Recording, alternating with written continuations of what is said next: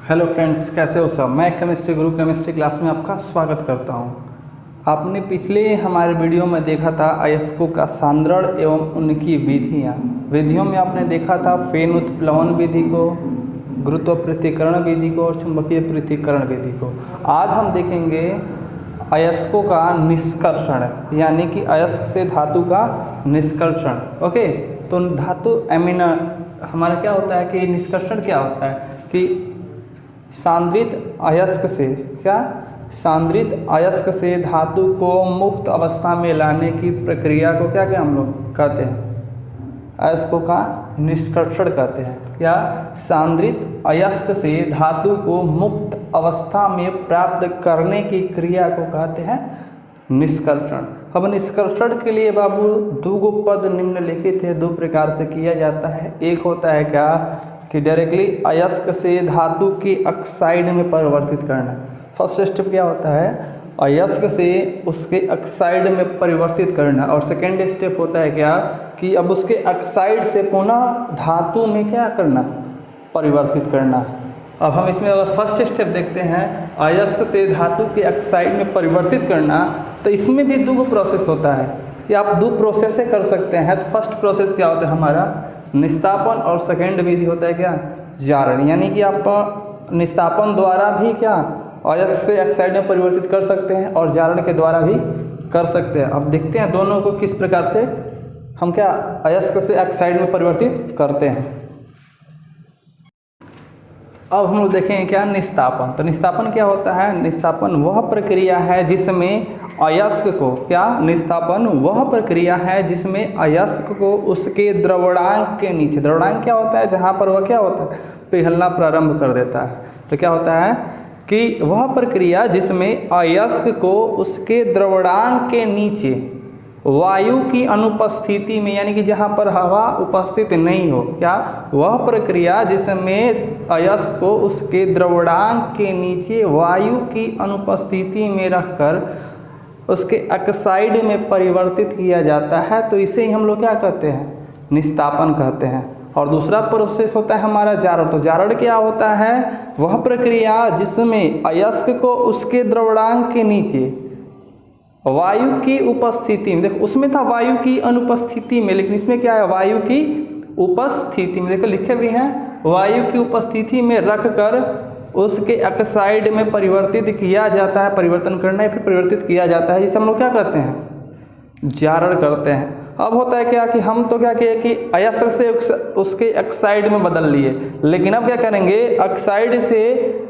उसके धातु में परिवर्तित करेंगे। तो उसके लिए एक प्रक्रिया होती है जिसका नाम होता है प्रद्रावण। क्या प्रद्रावण, ये क्या होता है वह प्रक्रिया जिसमें निस्तापित अयस्क से धातु को द्रवित अवस्था में प्राप्त किया जाता है। क्या वह प्रक्रिया जिसमें निस्तापित अयस्क जो होता है, वह प्रक्रिया जिसमें निस्तापित अयस्क को धातु की द्रवित अवस्था में प्राप्त किया जाता है, जिसे हम लोग क्या कहते हैं प्रद्रावण। इसके बाद से क्या करते हैं हम लोग डायरेक्टली धातु का निष्कर्षण इससे शुरू कर देते हैं। अब जिस इस प्रोसेस से होता है ना, अब शुरू करते हैं। अब धातु का निष्कर्षण देखते हैं। ओके,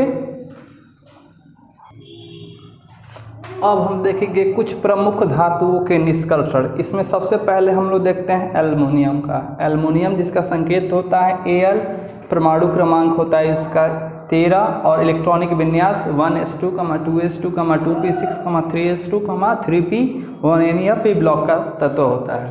देखिए इसकी उपस्थिति, यानी उपस्थिति में क्या होता है, यह प्रकृति में स्वतंत्र नहीं पाया जाता है, यानी संयुक्त अवस्था में पाया जाता है। इसके प्रमुख अयस्क कौन कौन से हैं, तो बक्साइड जिसका संकेत हो अमीनाणु सूत्र होता है Al2O3 × 2s2O।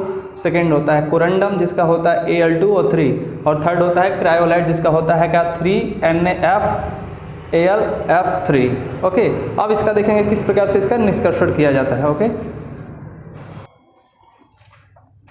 अब देखेंगे हम एल्युमिनियम का निष्कर्षण। अब एल्युमिनियम का निष्कर्षण करने से पहले इसका एक सिद्धांत देंगे। सिद्धांत क्या होता है कि सिर्फ बॉक्साइड अयस्क से ही एल्युमिनियम का निष्कर्षण संभव होता है, जो आसानी से हमको प्राप्त हो जाता है। क्या सिर्फ बॉक्साइड अयस्क से ही एल्युमिनियम का निष्कर्षण किया जाता है। इसमें Fe2O3, TiO2 और SiO2 की अल्प मात्रा में अशुद्धि रहती है। ठीक है, एल्युमिनियम का निष्कर्षण 3 चरणों में पूरा किया जाता है, जिसमें पहला चरण क्या है, एल्युमिनियम का शुद्ध एल्यूमिना का उत्पादन।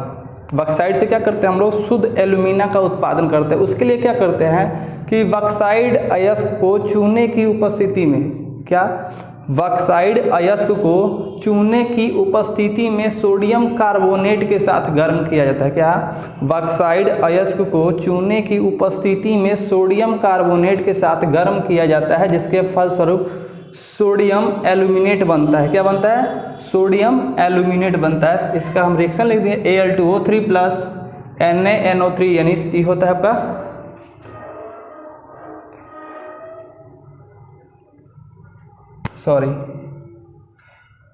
NaCO3 sodium carbonate, Al2O3 plus NaCO3 goes to क्या बनता है हमारा 2NaAlO2 प्लस CO2, जहाँ पर हमारा NaAlO2 जिसका नाम होता है क्या, सोडियम एल्यूमिनेट। अब क्या करते हैं, अब अपशिष्ट जो हमारा होता है ना, इस सोडियम एल्यूमिनेट को जब धोते हैं तो हमारा सोडियम मेटा एल्यूमिनेट बनता है। क्या बनता है, सोडियम मेटा एल्यूमिनेट बनता है। हमें देखिए, अपशिष्ट को धोने पर सोडियम मेटा एल्यूमिनेट धुल जाता है और अशुद्धि ज्योतियों क्या होती है, रह जाता है।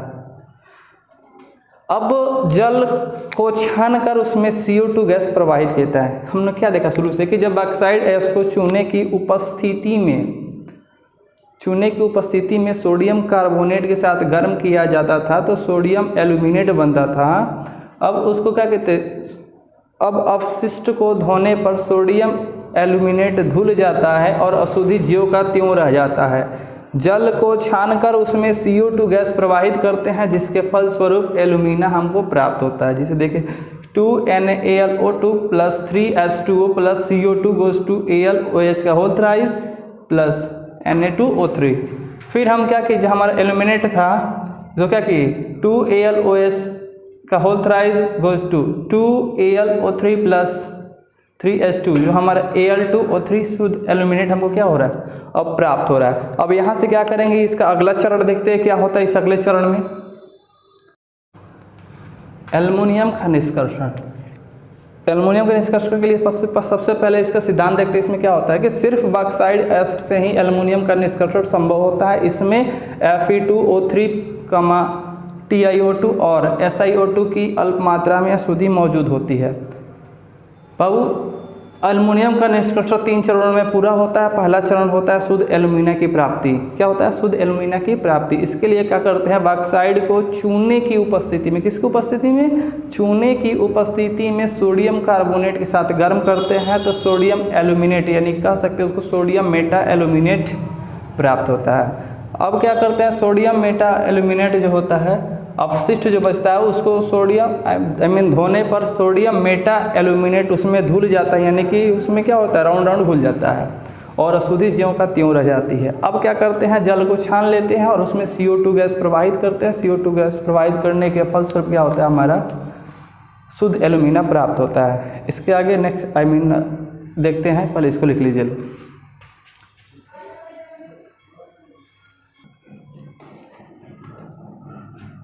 दूसरे चरण में हम देखते हैं लोग क्या कि वैद्युत अपघटन विधि द्वारा एल्यूमिना से एल्युमिनियम का उत्पादन।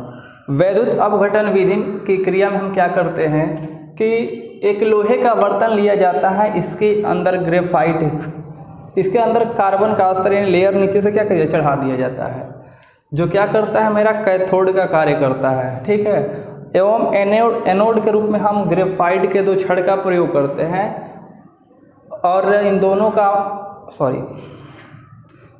क्या करते हैं, एवं एनोड के रूप में ग्रेफाइट के छड़ों का प्रयोग करते हैं और पात्र में क्या करते हैं, क्रायोलाइट और फ्लोर स्पार्क का मिश्रण डालकर उसको क्या करते हैं, गर्म करते हैं। जैसे ही गर्म करते हैं वह पिघल जाता है।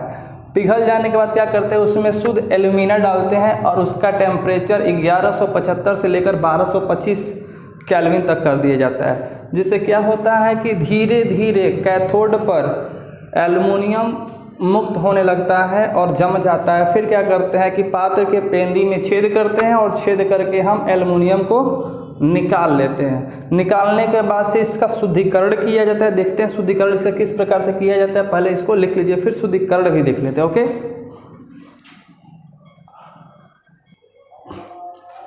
अब हम एल्युमिनियम का शुद्धिकरण करते हैं। इसके लिए क्या करते हैं, एक लोहा का पात्र लेते हैं जिसमें क्या रहता है, कार्बन का लेप लगा रहता है, कार्बन का एक लेयर रहता है एवं उसके ऊपर अशुद्ध एल्युमिनियम का लेप रहता है। पहले क्या रहता है, लोहा का पात्र लेते हैं, उसमें कार्बन का लेप लगा रहता है, ठीक उसके ऊपर अशुद्ध एल्युमिनियम का लेप रहता है, यानी लेप रखा होता है। एवं उसके भी ऊपर क्या होता है, करीब 4-5 लेयर होता है। एवं उसके ऊपर क्रायोलाइट एवं फ्लोरस्पार जिसका नाम होता है BaF2 का वैद्युत अपघट्य रहता है, यानी कि लिक्विड रहता है। एवं उसके ऊपर पिघला हुआ शुद्ध एल्युमिनियम होता है, 4 लेयर का होता है। जब इसमें क्या करते हैं, हम विद्युत द्वारा प्रवाहित करते हैं तो मध्य वाले भाग से जो अशुद्ध एल्युमिनियम होता है शुद्ध रूप में होकर ऊपर सबसे चला जाता है, उसमें जाकर मिल जाता है, जिससे हमको 99.95% सॉरी यहाँ पर 99.95% शुद्ध एल्युमिनियम प्राप्त होता है। हमें विश्वास है कि वीडियो अच्छा लगा होगा। अब हम अगले वीडियो में तांबा का निष्कर्षण पढ़ेंगे। ठीक है, देखने के लिए थैंक्स।